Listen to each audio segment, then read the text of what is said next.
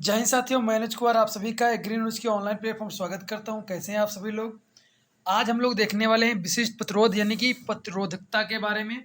बहुत important topic है आपके, वेरी शॉर्ट क्वेश्चन में 2 नंबर में आपके एग्जाम में पूछा जाता है, यहाँ से क्वेश्चन आता है आपके। तो इसको देख लेते हैं, बेहतरीन तरीके से हम लोग इसको समझेंगे क्या होता है।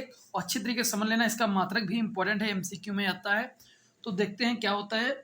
तो किसी चालक तार का प्रतिरोध उसकी लंबाई का अनुक्रमानुपाती तथा अनुप्रस्थ काट के क्षेत्रफल ए के व्युत्क्रमानुपाती होता है। इसका मतलब क्या है, इसको समझते हैं हम लोग। देखो, कोई एक चालक है, कोई एक चालक तार है, ठीक है, चालक कोई तार है। अब उसमें क्या बोला है, उसकी लंबाई, इसकी कोई लंबाई एल होगी, ठीक है, कि अनुक्रमानुपाती। अनुक्रमानुपाती का मतलब होता है, अनुक्रमानुपाती का मतलब समझो ऐसे, जैसे कि कोई चीज है, जैसे मान लो कि कोई आर है, ये पी है, ठीक है, ये फिर मान लो, या फिर ये है मांग है, ठीक है, ये मांग है यानी डिमांड, इसे कह सकते हो डिमांड। और ये क्या है, प्राइस, ठीक है।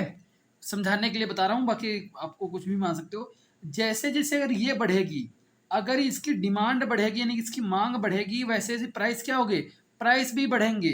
तो यानी कि जो चीज़ यहाँ पर बढ़ रही है, अगर ये चीज़ बढ़ेगी तो ये भी चीज़ अगर बढ़ रही है, दोनों अगर एक साथ बढ़ेंगे या फिर दोनों एक साथ घटेंगे, उसी को बोलते हैं हम अनुक्रमानुपाती बोलते हैं।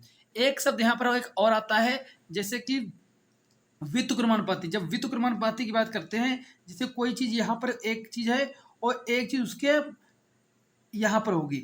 अब देखो, यहाँ पर मैंने डिमांड लिया तो यहाँ पर डिमांड ले रहा हूँ, ठीक है। जब कहेगा व्युत्क्रमानुपाती, इसका मतलब क्या होता है, अगर डिमांड यानी कि मांग अगर बढ़ रही है, ठीक है, तो प्राइस क्या होंगे, प्राइस घटेंगे, ठीक है। ये इसमें उल्टा रिलेशन होता है, जितनी डिमांड बढ़ेगी उतने मांग प्राइस कम होगी, अगर ये बढ़ेगा तो ये कम हो जाएगा, ठीक है। तो ये होता है व्युत्क्रमानुपाती, ये होता है अनुक्रमानुपाती। आप समझेंगे फार्मूले से, ठीक है, ये तो मैंने जनरल ऐसे ही बताया था, ठीक है।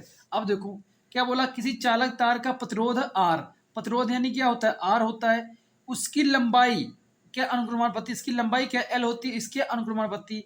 यानी कि अगर लंबाई यानी तार की लंबाई जैसे जैसे बढ़ती जाएगी, वैसे वैसे ही प्रतिरोध भी बढ़ता जाएगा। कहने का मतलब यहाँ पर ये है, अनुक्रमानुपाती का मतलब होता है जैसे जैसे कि ये वाला चीज बढ़ेगी वैसे ये भी बढ़ेगी, ठीक है।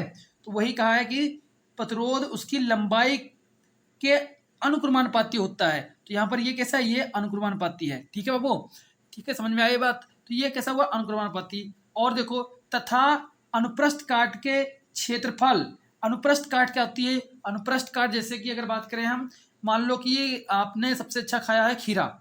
जब आप खीरा खाते हो, जब आप खीरा को खाते हो, जैसे खीरा होता है, जब आप खीरा को खाते हो उससे पहले क्या करते हो, ऊपर से ऐसे उड़ा देते हो, जहाँ से लगा हुआ होता है खीरा, ऊपर से ऐसे काटते हो, उसको हटा देते हो। जैसे तुम उसको काटते हो खीरे को, सेम वैसे ही अगर आप किसी भी चीज को काटो, चाहे लकड़ी हो चाहे पेन हो, पेन को भी अगर ऐसे काट देते हो सीधा ऊपर से सट से, ठीक, इसके ऊपर से ऐसे गोल, तो उसे बोलते हैं अनुप्रस्थ काट बोलते हैं। क्या कहते हैं उसे, अनुप्रस्थ काट कहते हैं, ठीक है। तो यही है अनुप्रस्थ काट का क्षेत्रफल। अब जैसे तुमने इसको काट दिया, ठीक है, मान लो ये तार था, इसको तुमने काट दिया, यहाँ से सीधा ऐसे काट दिया। अब जो इसका जो गोल वाला एरिया है, इसका क्षेत्रफल कितना है, उसी को बोला है कि उसके व्युत्क्रमानुपाती होता है। अर्थात अगर हम बात करें यहाँ पर, तो पहला क्या था, पहला था हमारा आर जो है वो लंबाई के अनुक्रमानुपाती है, ठीक है। दूसरा क्या कह रहा है, आर जो है वो किसके है, अनुप्रस्थ काट के व्युत्क्रमानुपाती यानी कि 1/a, ठीक है।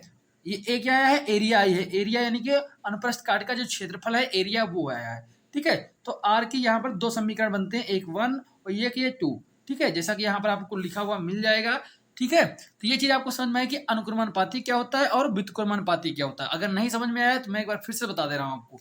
अनुक्रमानुपाती का मतलब होता है कि आर कोई भी चीज इधर है वो इसके ऐसे लिखा जाएगा, ठीक है। यानी कि अगर ये चीज बढ़ रही होगी तो ये भी बढ़ेगी, अगर ये चीज घटेगी तो ये भी घटेगी, दोनों बराबर में चलते हैं। आई बात समझ में। व्युत्क्रमानुपाती में क्या होता है, अगर ये चीज बढ़ेगी तो ये चीज घटेगी, अगर ये बढ़ेगी तो ये घटेगी, ठीक है। ऐसा इसमें रिलेशन होगा।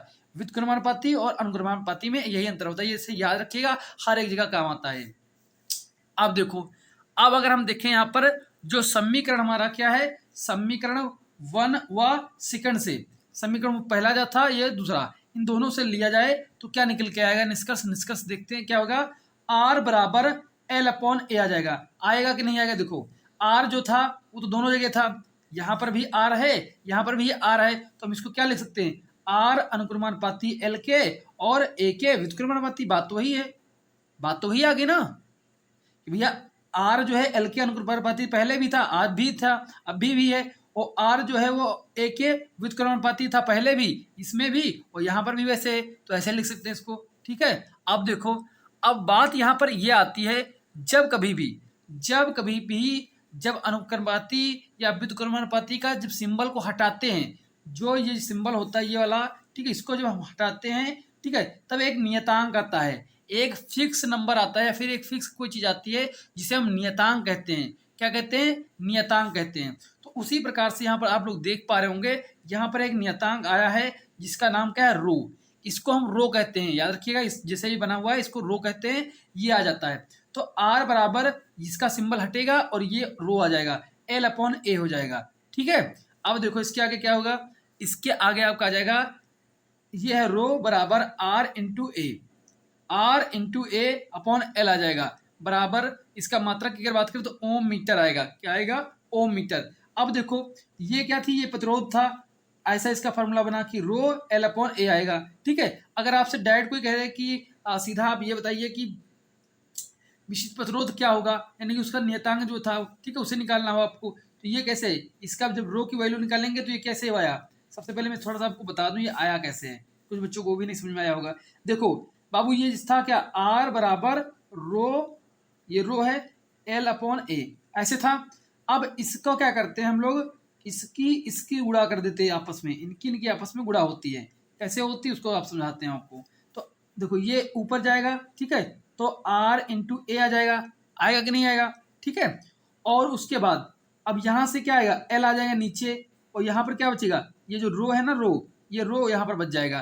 तो रो बराबर क्या आ जाएगा, बराबर हम इसको लिख सकते हैं R into A upon L आ जाएगा। यही तो आएगा, यही फार्मूला आया है, तो ये कैंची गुणा से आया है। ठीक है, तो ये कैंची गुणा यहाँ पर किया था इसलिए आया है। अब इसका मात्रक कैसे निकाला गया है, ठीक है, अगर आपसे कोई पूछे कि विशिष्ट प्रतिरोध का मात्रक क्या होता है तो आप क्या बताओगे, भैया ओम मीटर होता है, क्योंकि हमें फार्मूला पता है कि आर क्या है, ओम है, रेजिस्टेंस का मात्रक क्या होता है, ओम होता है। उसके बाद एरिया का मात्रक मीटर स्क्वायर होता है, मीटर स्क्वायर होता है। लंबाई का मात्रक क्या होता है, मीटर होता है, तो मीटर से ये meter ohm into meter square, इसको मैं यहाँ पर लिख दूँ। अच्छा ठीक है, देखो पहले ओम आएगा, ओम इंटू एरिया का मीटर स्क्वायर होता है अपॉन लंबाई का मात्रक मीटर आएगा, लंबाई का मात्रक मीटर, तो ये इससे 1 मीटर कट जाएगा तो बचा क्या, ओम मीटर। इंपॉर्टेंट है, आया हुआ क्वेश्चन है आपका कृषि फिजिक्स में, तो उसको ध्यान रखिएगा। क्या आएगा, ओम मीटर आ जाएगा, क्या आ जाएगा, ओम मीटर आ जाएगा। ठीक है, तो आई होप ये आपको समझ में आया होगा। और आप लोगों के लिए कृषि भौतिकी के लिए या फिर कृषि जो 11th के बच्चे हैं उन सभी के लिए एक बैच में लॉन्च किया हूँ, सहयोग बैच। अगर आप लोगों ने नहीं ज्वाइन किया तो आप लोग ज्वाइन कर सकते हैं सहयोग बैच में। अधिक जानकारी के लिए आप हमारे व्हाट्सएप नंबर 9026 388 649 पर मैसेज भी कर सकते हैं। ठीक है, तो सहयोग बैच आप लोगों का चल रहा है, डेली क्लासेस में हो रही हैं प्रॉपर, तो आप जुड़ना चाहें जुड़ सकते हैं बेहतर तरीके से और अपनी तैयारी जबरदस्त कर सकते हैं। थैंक यू सो मच सभी का।